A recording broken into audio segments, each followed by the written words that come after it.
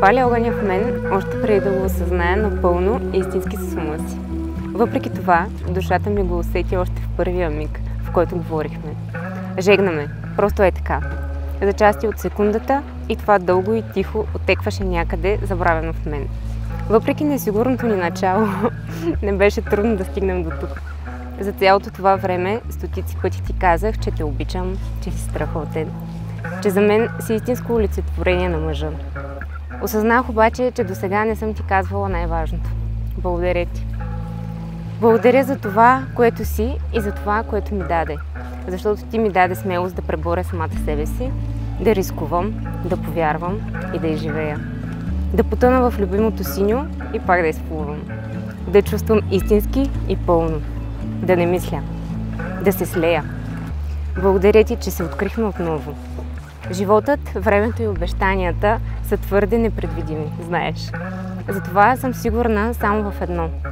И това ми стига. Обичам те тук и сега. Утре всичко започва наново.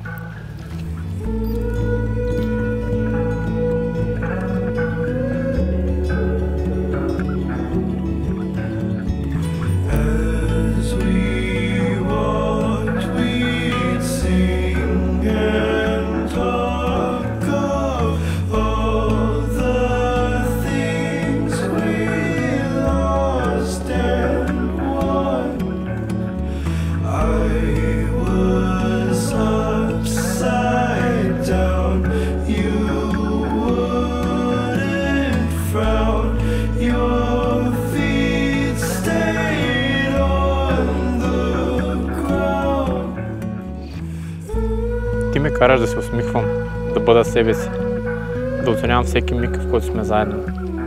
Ти ме водяваш, караш ме да настръхвам, да мечтая, да не се страхувам, да изпитвам емоции и чувства, които въобще не съм подозирал, че съществуват. Всеки миг с теб е енергия, импулс, вибрация, емоция. Всеки миг с теб аз живея истински. Ти си пламъкът, без който душата ми угасва. Ти си слънцето, без което денят ми не започва.